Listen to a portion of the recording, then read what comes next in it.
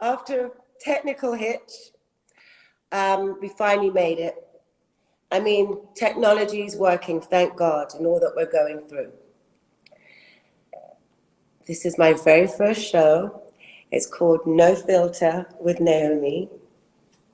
No filter. And basically, I could not have asked for such an amazing, special, inaugural guest than I have today. She is family to me. I've known her for 34 years, and I consider my chosen family. Please welcome Cindy Crawford. Hey, Naomi. Hi, Cindy. No one ever said we were good with the technology, right? Oh, I am so not technical. It has been a learning experience. It actually really makes me appreciate all those people that, you know, when you do an interview and you don't even think about like how things work and they just do magically. And then all of a sudden, like I'm trying to figure out a light and looking at the screen, what's in the background? Does it look okay? You know, we're doing all those things ourselves, which is kind of fun. So does it ever make you feel like when we've shot pictures all these years, how does that all work? After it switched from print to digital, from film to digital. Right. I mean, I think, look, you and I have spent, I don't know how many hours of our lives on set. And I think from a very early point, you see that it is truly a group effort. You know, I mean, from everybody, even down to catering, because like sometimes that's like the highlight of the day. So I never took any of that for granted. It's just that I didn't normally, although I think we've also been on sets where we wanted to do our own lighting before. So, you know, we're kind of figuring that out now as well. But definitely, you're so right. The catering, do you remember all those wonderful caterings we used to have with Herb in the desert? Oh, always. And I always thought the photographers that actually realized that the catering can make or break a shoot, especially a hard shoot, that they got it. Like I never understood like when it's like a bunch of models and then they bring out like sandwiches and ribs or something. You're like, I mean, this is a mixed message here. Soggy, wet sandwiches when we're working in the cold. I don't think so. Do you? But that did exist. It did. Oh, sure. It did exist. So I think it still does, according to Kaya. It still does? I mean, listen, I'm starting to realize and to see and observe, but you must be seeing the same thing, especially through Kaya. We used to get to go to some pretty amazing locations. It doesn't seem to happen so much anymore. No, I think also like just the pace.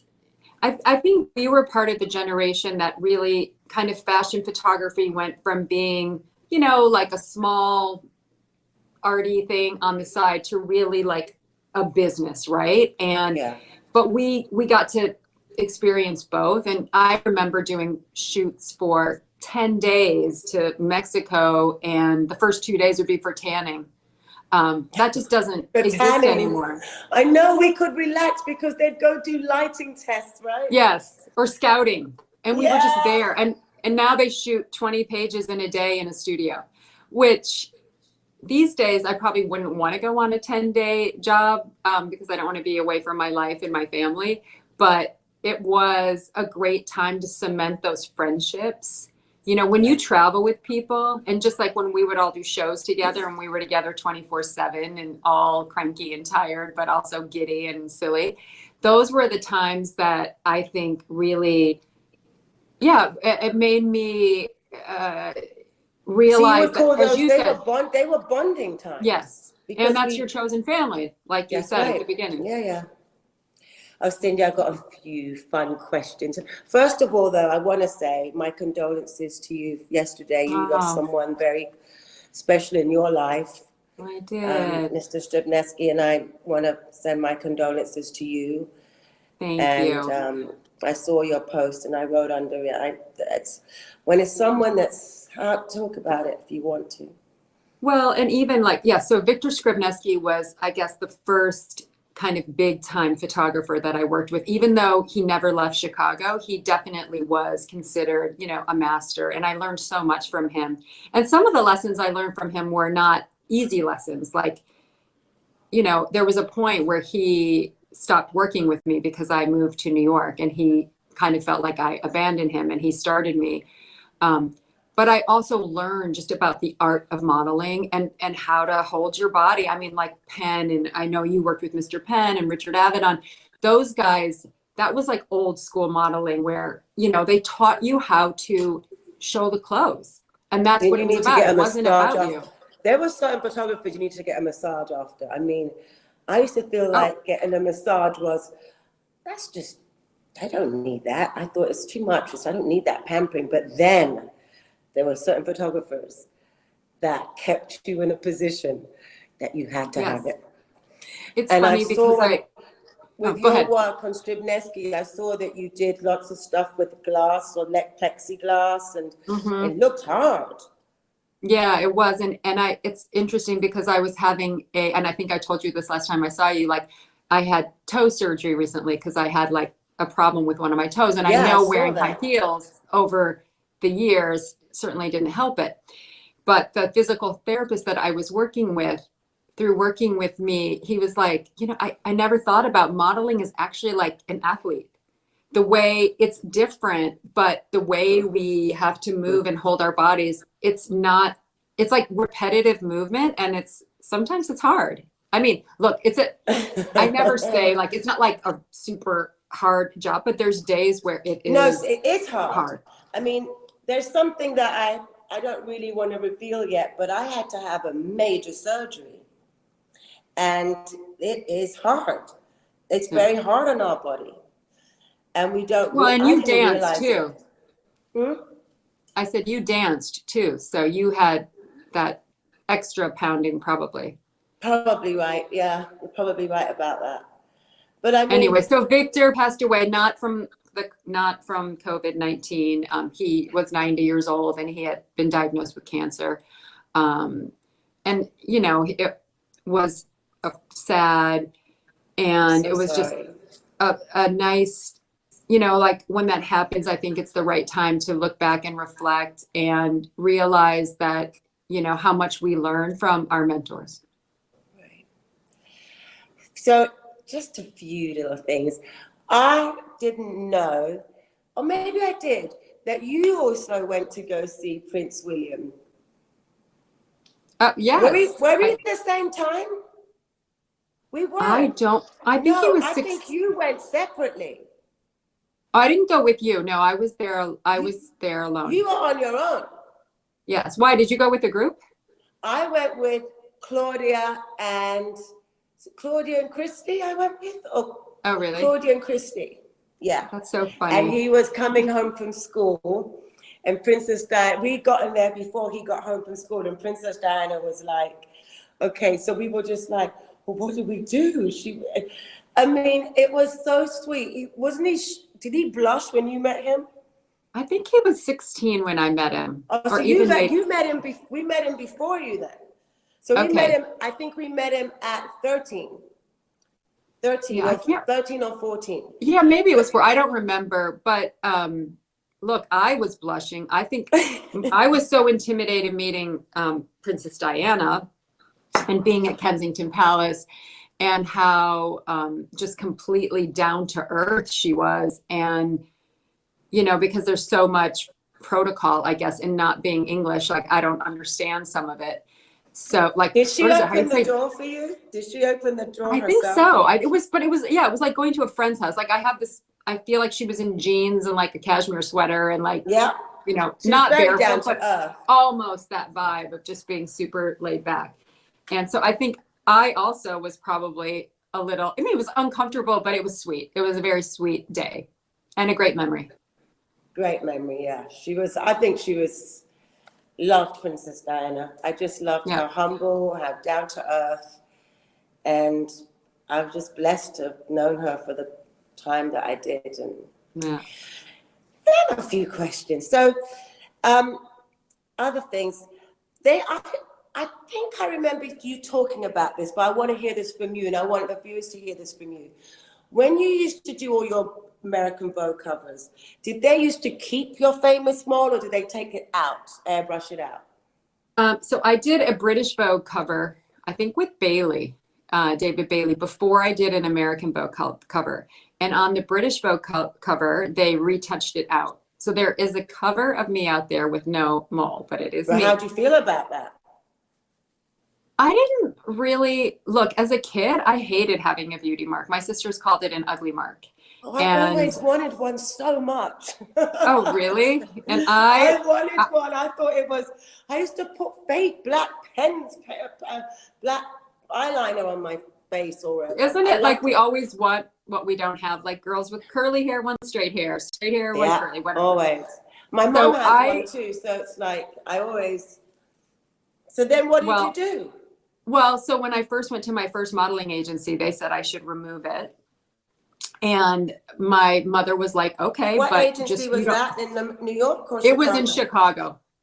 I don't even know the name of it. It was like a tiny little agency. But my mother was like, okay, you can do that, but you don't know what the scar will look like. You know what your beauty mark looks like. So anyway, I started modeling a little bit. And in Chicago, some people tried to cover it up, but it's not flat. You can't cover up my mole. Otherwise, it looks like a gigantic pimple or something. So anyway, Chicago seemed fine. But then when I worked in Japan, sometimes they would retouch it off, or my first British Vogue cover. So when I did my first American Vogue cover with Richard Avedon and Polly Mellon, I didn't know if they would leave it on or not. And then they did. And I think once it was on the cover of American Vogue, then it just wasn't an issue anymore. And in a weird way. Done, solidified. Yeah. Well, then it's like, if it's good enough for Vogue, it's fine. I mean, it's part of you. And I think having those, I think it's a perfection, not an imperfection. I think it makes the person, it's all part of making you and your persona, and it's part of your being. I have a scar here that they told me in New York when I got here at 16, oh, you got to have plastic surgery. I'm like, my mother's like, absolutely not. She's not having it. She's had it her whole life. If it cannot be covered with makeup, then it's not happening. So it stayed. Well, and in a weird way, like I feel like for me, so many women have beauty marks. And I think that when they saw me on the cover of Vogue or in a magazine with my beauty mark, it made them feel more comfortable about their own beauty marks. And it made them remember me. It like became the thing that set me apart in a weird way. And I wrote about that in my book. It's a mark of identification. Yeah. And so often the thing that we see sets us apart and maybe we're insecure about, it becomes the very thing that makes us stand out. And I think that was a big lesson for me. I mean, whenever I'm going to the airports, they're like, well, is it you? I'm like, listen, I got a scar. It's me. I know. It's the same for you. It's funny. I know. They're like, where's the beauty mark? And I'm like, it's there. Cindy, let me ask you, what do you do with all your stuff? Like, I have it in storage, but what do you do with all your stuff? Like what your outfit you wore in the Pepsi commercial? Do you have it still? Your outfit, the red dress you wore to the Oscars, the red Versace, do you have that? I still have the shorts from the Pepsi commercial because they happen to be the jeans I was wearing that day that we just cut off because of course, my own jeans fit better than anything they had. Of course. And it was funny because I ended up doing that commercial like 10 years later after I had kids. And we wore the same shorts. So I felt some small victory in that. That's great. And now I kept them. And I mean, I have them now. My red Versace dress that I wore to the Oscars, I actually gave to Anna Wintour she did an AmFAR, I think, auction of dresses. And she asked for that dress. And I gave it. And then that was for the Oscars. Was that a couple years ago? Yeah. When was that? Yeah. Was that longer? The one I gave was like, I don't know, it was maybe 5 years ago, but I wish I would have bid on it myself and bought it back, but I didn't. So, but I have some stuff in storage, but I was never like a hoarder that like, I just, as you know, like a lot of times if you wear a gown, you wore it once, you're not going to wear it again. So I would be happy to borrow and give it back. And now the few things that I saved, I feel like maybe Kaya will, But I mean, you know. we were in that golden age of how generous designers were to our generation of models. We were given things, just like we loved, they would, you know, you remember they would say, we love that outfit. They'd say, take it from the runway. I mean, it doesn't happen today so much. I feel like you were them. better at that than me, Naomi. I really do. You think so? I do.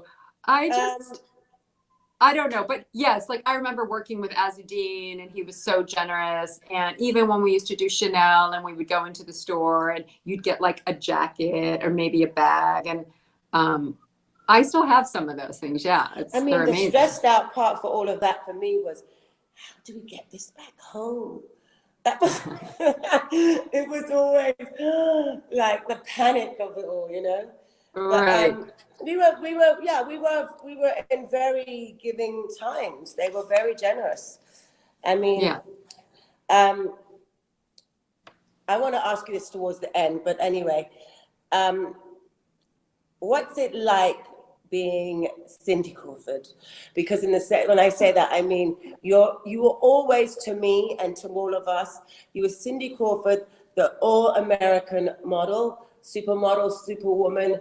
And then you also were Cindy Crawford, the businesswoman, that I felt when I look at you, it was like you were the one that made the business decisions first and took control of your career and your name and how you wanted it to be. And I just wanted to know, how is it today? I mean, I certainly wasn't born that way. Do you know what I mean? I was, and you know, came from very humble beginnings and didn't even know modeling was a real job, never thought about it, kind of stumbled into it through a long series of events. And then it happened when I was 20. And, you know, after my first American Vogue cover, that was like, okay, like that launched me really in a big way. And so then you kind of become, I guess, Cindy Crawford, the supermodel or whatever, even though we never called ourselves that, as you know. No, never. But and then in terms of like making my own decisions, that happened slowly over time. You know, I think the first step was just really observing and watching what everyone else does and seeing, you know, watching what does the creative director do? What does the client do? What does the advertising agency do? Just paying attention like we all do because you work with these people every day. Yeah. And then starting to have an opinion about like understanding, I guess, people didn't talk about it in the same way, but like that you become a brand in a weird way. And I think that I understood that. And I feel like things like Pepsi and MTV. It propelled you. Allowed me, yeah. And I think really MTV was huge because it gave me a voice. Oh, in a MTV time. was huge. House of Style was everywhere. But you know what? House of Style was so much fun to be a part of with you. And I think because it was you, we all trusted you and felt comfortable with you. And was it Elisa Bellatini? Yes. Yeah, she's gone, right? Yeah, she is, sadly. The piece we did with you, Naomi, was just so, I think it was one of those perfect episodes of House of Style that really showed the idea of House of Style, which was before there was behind the scenes and to demystify glamour. And you were so brave, and it doesn't seem brave now, but like we were never shown putting on spot cream. And you did that on House of Style, but it humanized you in a way for these women that like they saw us as these, you know, untouchable glamazons and doing those type of things. But yeah, I know we still get them. It's like, it's really stinks when you have wrinkles and pimples. It's like, wait, you can trade one for the other, but I don't want both at the same time. What was I going to say? Tell me this. When we did the George Michael video, I remember, were you with us in Paris the day before at the Terry Mugler show? I don't think so, because I don't. So you flew straight in from America to London? No, I was in Europe, but I think I was doing another job, like somewhere weird, like, and I remember flying in and they got me the tape at the time, right? And like a Walkman and learning the songs. But were you there both days? No, so I just remember that video, Freedom 90. Yes. The day before we had to shoot in London, Terry Mugler had his show. So you remember Terry Mugler's shows were not just a regular, I'm going to a fashion show and it's done with. It was 5 shows in one day. It was, he said, his last show ever. So the setup was this. We're getting changed. We did the fitting 6 months in advance, some of us, all right? Some girls are there, haven't done the fittings and their outfit's still not ready. They're walking out because they're pissed that their outfit's not ready. There's 103 models, from all of us to Patty Hearst, to Jerry Hall, to Bianca Jagger, to Carla Bruni. It's like to Jeff Stryker, to, what was the other porn, Tracy, what was her name? Tracy. She was a porno star, but I know, it was John Enos.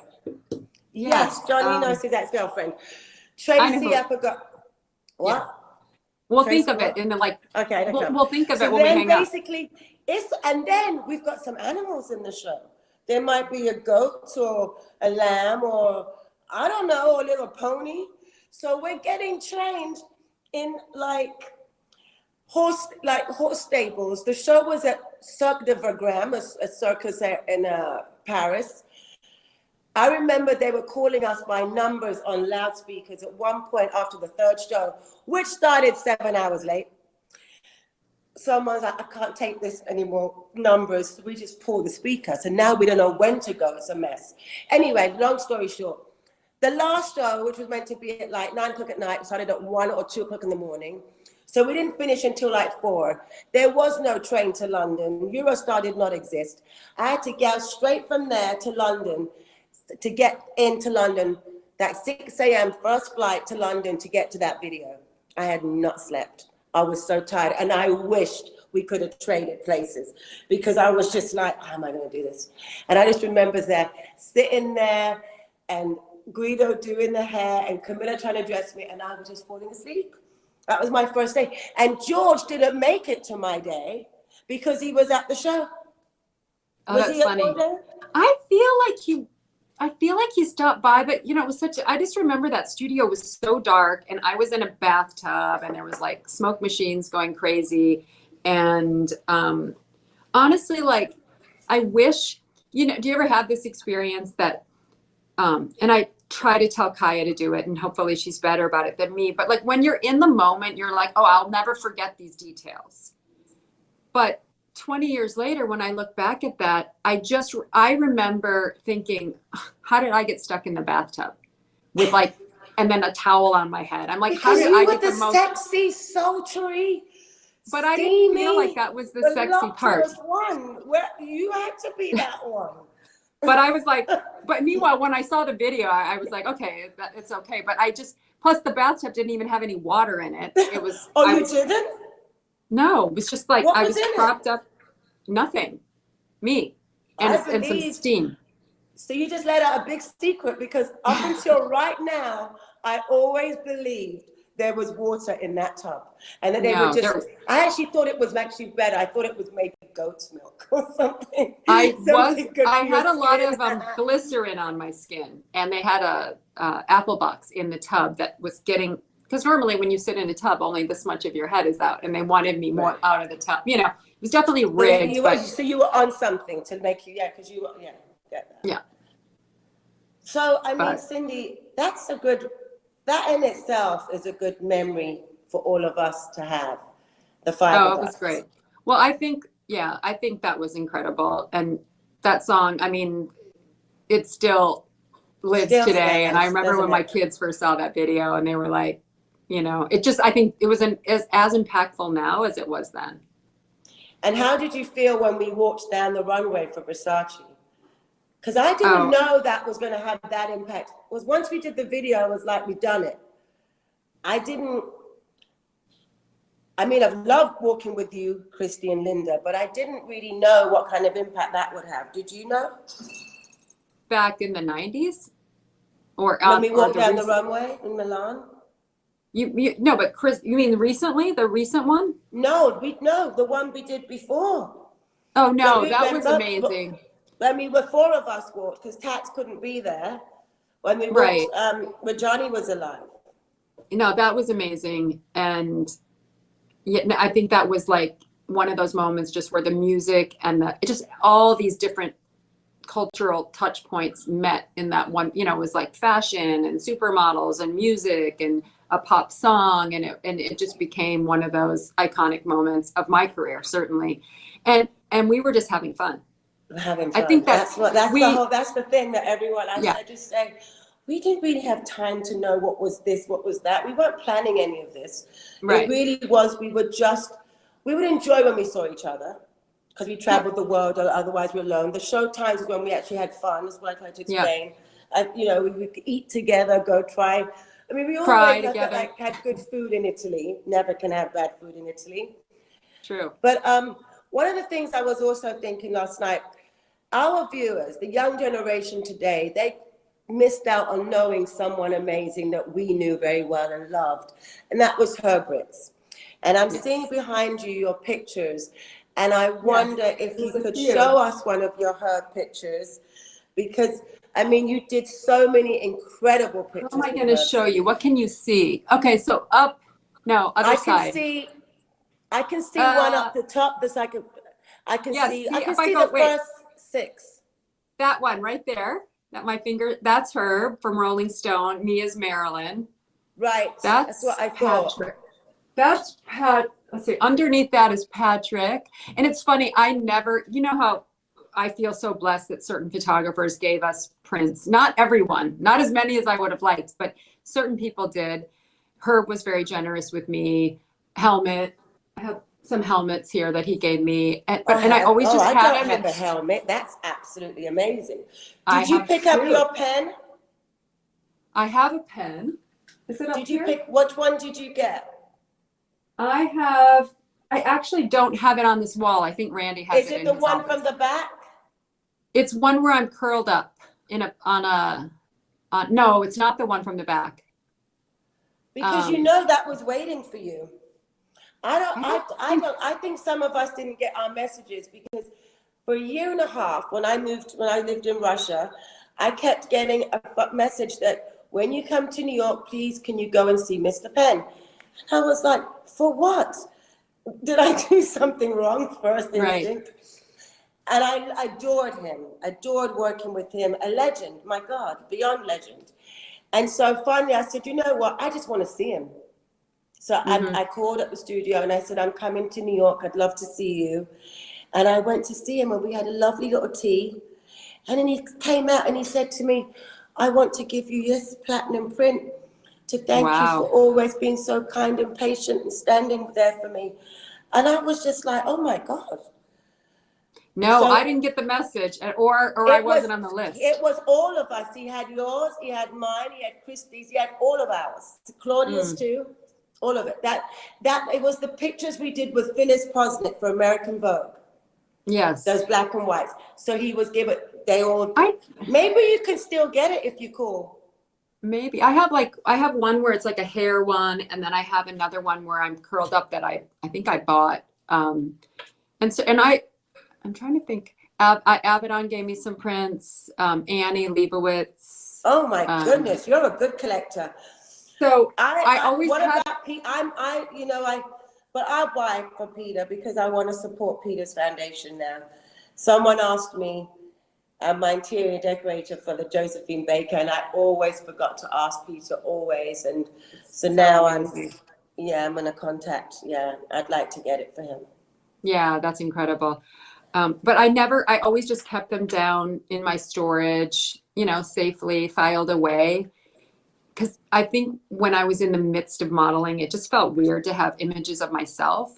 I agree. And finally, I was like, why are these in the basement? So I just have them here. Okay now. Well, we had this discussion last week because we're in my office and I have one wall where I put up my favorites. And it's just in my office. It's only for me. It's not like no one really comes in here other than me. But like now, I think having the perspective of time and just appreciating the privilege of Let working me with ask so you many. something. When you see stories, editorial stories now, of people that are inspired by stories you did, how do you feel about that? Look, I remember us being inspired by everyone draws inspiration. So I think I'm fine with it. I think it's, that's kind of where we all draw inspiration from. Yeah, I like it. I think it's like, what do they But you say? see certain things and you say, I know where that came from. Oh, for You know what I sure. mean? But probably we did pictures that we knew were Of referencing course, Man Ray or absolutely. Steichen or Georgia O'Keeffe or, different, Like sometimes I know that, and there will never be another Herb. There's no one that no. can shoot that way.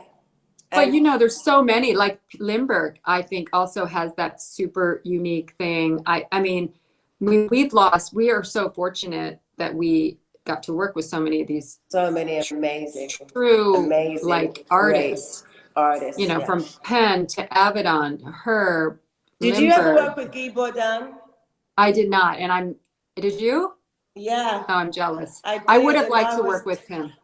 I worked. It was after one of the Papa shows, one of Asmin Elias shows in Rue Pavée. Remember Rue Pavée? Yeah, sure. Yep. So Jenny Caputin, American Vogue.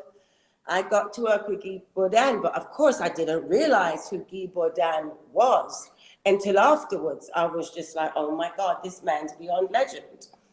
You know? I think in a weird way, it's kind of good when you know, but I also, like when Kaya works with people now, I really encourage her to look up, if she hasn't worked with them before, like look at their work, understand just their language. Because most photographers, if you look at enough of their work, you kind of understand what their vibe is. Like you knew if you were working with Arthur Elgort, you were going to be moving and natural and whatever, or her and jumping and dancing. Right.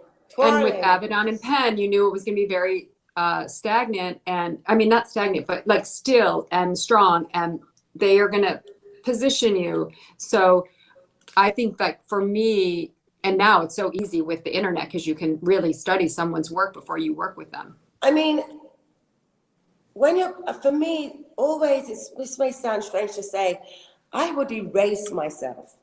Like I'm not Naomi, I'm going to work and I want them to make me what they want me to be.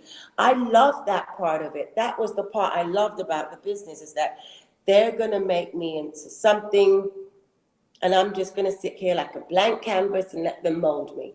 That was the fun. Think that's the beauty of it. I mean, we're storytellers, right? Like that's what especially a great editorial shoot is. You're telling a story of this character that could be nothing like you, or she is like you. And I love the character stuff. The more the character, the better. Yeah.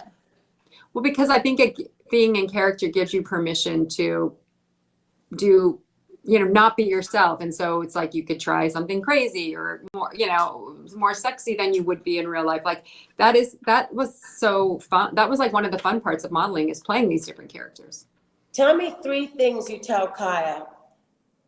3 things that are important in this business when she started that you be on time. You know me. Yeah, be on time. Be on time. I do tell her to look at a photographer's work before she works with them, so she understands like what he or she might be asking of her. Mm-hmm. And then I say, stay off your phone and really connect with the hair and makeup and stylist, because those people will probably be your friends. If if you're buried in your phone, you're not making eye contact with the person. Like those were the people that, especially if you're having a hard day and you show up at set, or you have a pimple, or you have bags under your eyes or whatever, those people, they build you up, not just by making you look better, but from the inside. Morals, yes. Yeah. Spirit, morals, and some of my supports, yes. Yeah, and some of my best friends to this day are hair and makeup people. Because you've traveled with them, and you. But you think about it, Cindy, we didn't have the phones. No. Thank God. And so I remember with I feel like you were the first one with the phone, Naomi. I was.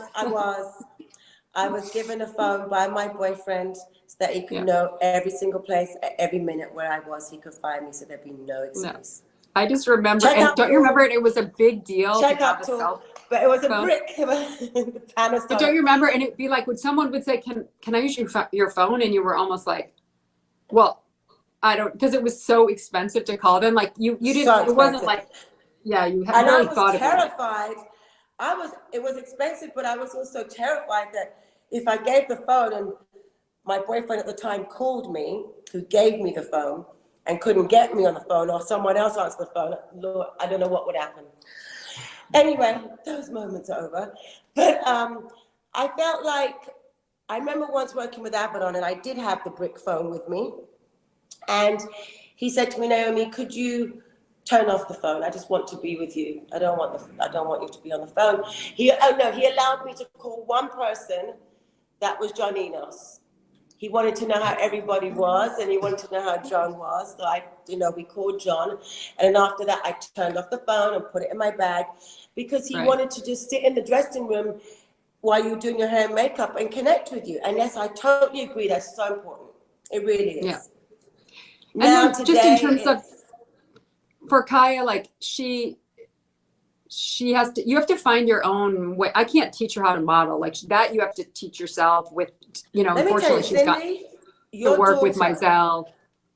Your daughter knows how to model, and she's a fast learner. From when we were sitting in the kitchen at Papa's with Ricardo and Azadine and you and I and Kaya till now. And Joe, oh my God. I mean, she took all the right shows. When I saw her in this one and that one, I was like, yes, because you can do all the predictables, but I love that she did all the young, the hip, the risky. You always have to do those. You know what? She understands the politics way more than I ever did. And she's not only that, Cindy, she's great attitude on the runway. Kaya, when she walks with, I love to watch her walk. She walks with, she's got her own strength and definition of who she is, and she walks with a confidence. I love her attitude on the runway. Yeah, I wish I could take credit. I can't really. I'm just here to support her, and but she's really finding her way, so it's great. It's great. Okay, tell me a couple more points before I let you go. There was a couple more things I wanted to ask you. I try to think when was the first time we met, and I think it's 87. Would you agree to that? Let's see. Yeah, 80s. Yeah, could be 87. Like I feel like we met in Paris. We did at an Azadine show. Yeah, so it's 1987. Okay. March. I was going to say, I think it was in the winter. Yeah.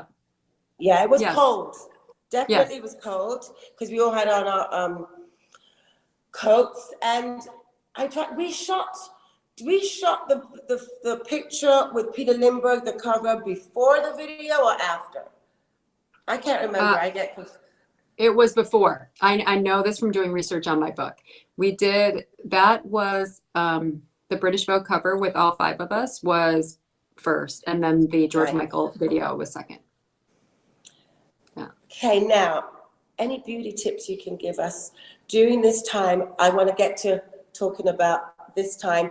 Actually, did we finish talking about Herb? Do you think I've spoken enough about Herb that people get to know? Well, just that we love her. We love his work. If you're not familiar with it. You did the Playboy with him. I feel like I did so many things with Herb. I did Playboy with Herb twice. I did Rolling Stone where and that's the ones where I played. Oh, you don't see. Let me see if I can show you this one. Hold on. Let's get in there. Where I'm a guy. You see me as a boy up there? Yes, I remember those pictures. Yeah. And then there's the underneath that as Marilyn, and then as Tina Turner. Wait, with the right there. You see my legs like. Yes. Yes. I see. What about? Is that Abaddon, the one in the gold dress on the top? Okay. Yes. That's Abaddon. You can never not miss this. Yeah. That's Abaddon, Versace. Beautiful. Yeah. Underneath that is Annie. Peter. Yeah. No, that's Annie with the snake. Peter too. I don't think those are Peter. There's a helmet. and Patrick with helmets in the tree. Anyway, so yeah, there's. Oh, that's I don't remember that helmet. I'd have to see that one. The helmet. Yes. Gorge. And he wrote something really sweet on it, which is to the fairest, like something to the fairest of them all. I loved it. Oh, bless him. Just Tell his me helmet. something. What was, I mean, you did Playboy twice. What was that like? Because I was like, someone brought it up to me, I was like, I'm never doing it. No, I'm not doing it. You know what? The first time they asked me, it was. You did it first out of all of us. Yeah, they offered it to me with Herb, and instead of taking money, which normally Playboy would take a lot of money, I said that I would do it, but I wanted the right to not run the pictures if I wasn't comfortable with them. So I didn't take a lot of money. Come from Chicago? Yes. Yeah. But I didn't do it when I was already living in New York. And Herb and I were going to Hawaii with Tatiana actually to shoot for French Vogue. So we just tacked Playboy onto that. And when Herb had the pictures all printed up, he showed them to me, and I got to say which ones I wanted or which ones I didn't want. And that gave me the safety net, because I could have said I don't want any of them. Like, I reserved the right to say I'll do it or not do it. So that was beautiful. That was it was a safety black net. And white, and then, the first one. Was it black and white, yeah, the first one? Yeah. And then I did it 10 years later, almost. And that time again? I felt Herb again. Yeah. Okay. Herb Ritz, we're saying Herb Ritz, everybody. And so then, which did you do? So did Herb do your Pepsi commercial too? No, that was Joe Pitka. Okay. And did you do, and what was the film wise did you do with Herb? Did you do the video too? Commercial? I don't think I did a lot. No, I don't think so. I did a lot. Yeah, I didn't. I remember visiting you on the set of your Michael Jackson you came on video. set with Michael and Herb and I. Yes. Oh, Cindy, that video was hilarious. I was really grateful that you came on set. You know that. I was really happy to see you, because I didn't know anyone except Herb and Michael. I'm getting to know. And you guys were out in the middle of you guys were out in the middle of nowhere, in the middle of the desert. I remember. We were in La Quinta, Palm Springs, and all I remember saying, I wanted Kentucky Fried came Chicken out for the day, so I don't remember where you were staying. I just remember coming out and it was like a dust bowl. Yes, it was. But can you imagine all those weeks of rehearsals, and we couldn't use any of it, because once we got there, we couldn't get on the floor. That desert ground would shred you to pieces, you know? Right. So we didn't use any of what we learned. Oh, I didn't know that. I didn't know that story. Yeah, and I just saw the choreographer recently, Carol Armitage. She choreographed Marc Jacobs the last show a month ago, or 6 weeks ago, and I was just like, I haven't seen her since the video. So it was really 20-something years. It was lovely to see her. Yeah, it's fun to reconnect. Yes. So as we wind down this interview, and I'm so grateful you were my first, Cindy, thank you. I want to just ask you, what are you doing in this time of quarantine, you and your family, to keep, sound mind, soul, spirit? Look, I think that we're all living in this time of, I think the strangest thing is just not knowing, like not having any plans, but also not even knowing when you can make plans. It's like, we don't even know where the light at the end of the tunnel is. I mean, we know it will come at some point, but, I'm blessed. I can afford groceries. And I think it's hard to give advice to people because we're already privileged. So, I'm very aware that not having to be worried about affording groceries or my cell phone bill is a amazing luxury. That being said, I'm here in Malibu. This is where we live, and I guess looking for the small blessings, which is like both my kids are here, and Randy's here, and we have that beautiful ocean in front of you. Yeah, and just like to slow down a minute. I've always love being busy. I love what I do. So I thrive being busy. And I kind of thought, oh my gosh, what, I'm going to go crazy. But, you know, I definitely still exercise, even if it's like running up and down my driveway or whatever it is, like finding those little ways to keep moving Let's my body. work out with me. Work out together. I'm doing 12 noon every day, 12:30, but I'm doing it because I have to keep active. I understand you. Right. And then I think I've been able to be better with my meditation practice and just catching up on, I realized my house was already pretty organized because I was like, okay, I'm going to organize my house. And I was like, wait, I'm pretty organized already.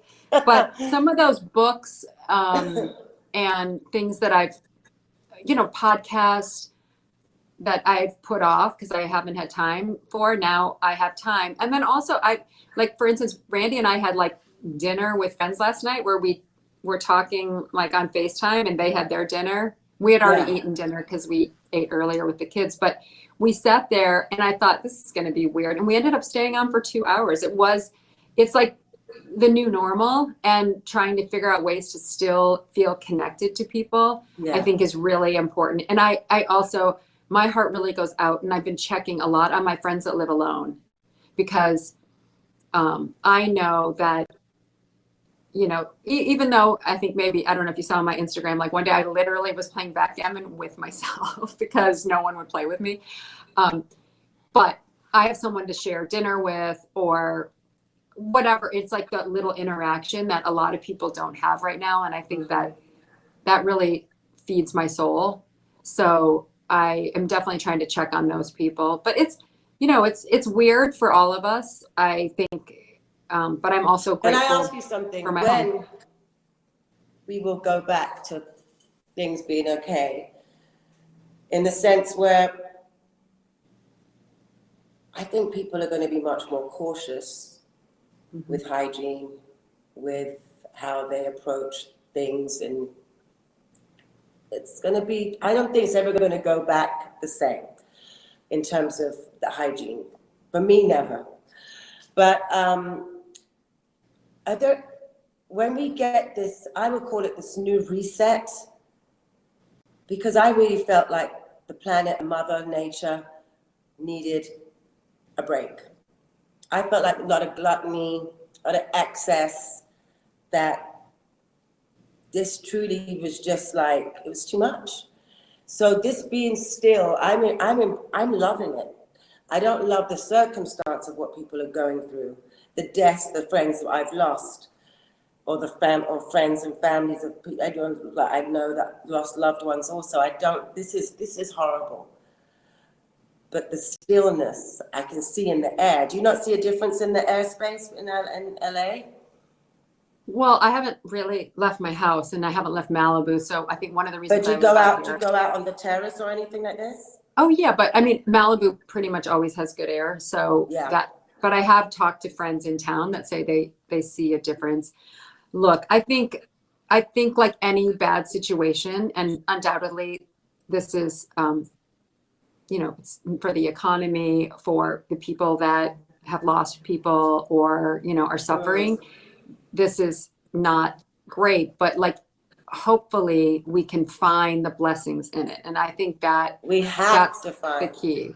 Absolutely. And, you know, and just, you know, show people, you know, like we all need to stay at home and just social distance and family do values, all those things. Family values. And I, you know, I mean, there's a lot of things I feel that I will not do the same when we go back. There's a lot of things that I want to simplify my life, you know. I think a lot of people are finding that we realize how little I want to simplify in just things that many different ways. Just don't need. But you're starting a talk show. So. Cindy, I love you so much, and I'm so grateful to you for taking the time and being pleasure. The first guest of No Filter with Naomi. And I love you, and we have some great things we're working on together, folks. Yes. So we won't be speaking about them now, but we have some projects that we're working on that we will It's all true. see It's soon. true. And thanks for inviting me to be your first guest. Of And course, always. you know, it's next, at least I helped you work out the technical kinks. So maybe whoever you have. And will you send my love to Randy, Kaya, and Prezi, please? I will, Naomi. Okay, love you. And have a safe. Love you too. Be Bless safe. you. Thank you so much. Be safe. Bye. Bye, darling. Bye-bye.